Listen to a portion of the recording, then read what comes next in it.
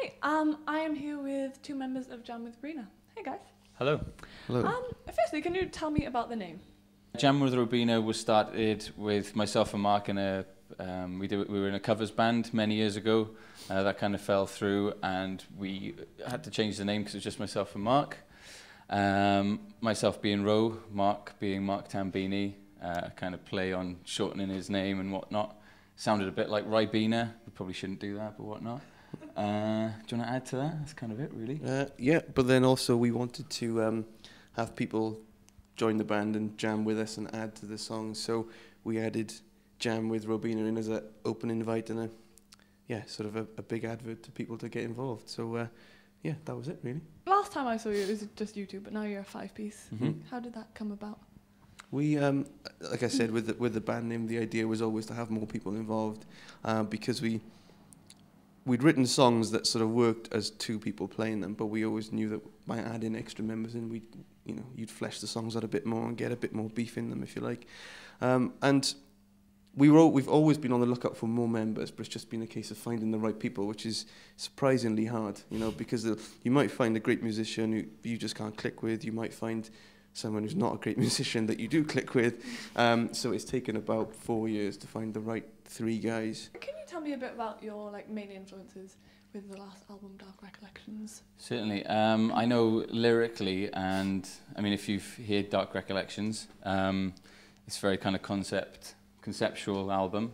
And as far as influences lyrically, I'd say Marty Robbins, if anybody's heard of him, should have. He's old school, bit kind of Johnny Cash, but very story-led. Jethro Tull, I mean, I always mention that because this kind of works with our sound, I guess. What's your favourite part of the process of making music? Is it the writing, recording, performing? They're very different. I think it's equally as awesome, if I'm honest. But then, like I said, there's that whole thing of when you've been, for us, for example, when you've been gigging so much, sometimes it comes to a point where it's time to write some more stuff. You guys judged a Battle of the Bands at your old high school, yes? Yeah. We were talking about that about 5 minutes ago, randomly. What was that like?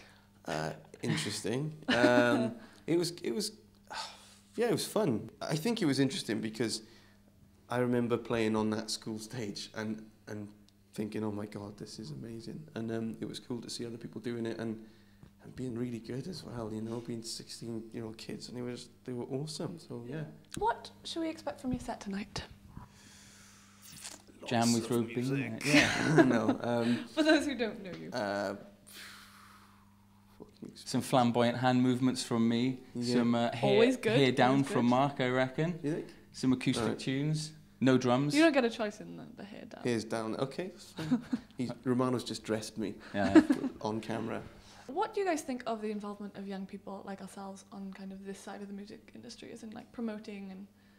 I think it's the same as any industry, really. I think it's super important. I mean, it's always good to have enthusiastic people being in bands, young people being actually doing the music itself. But if you look at the media industry, it's got such a massive sort of networking of skills and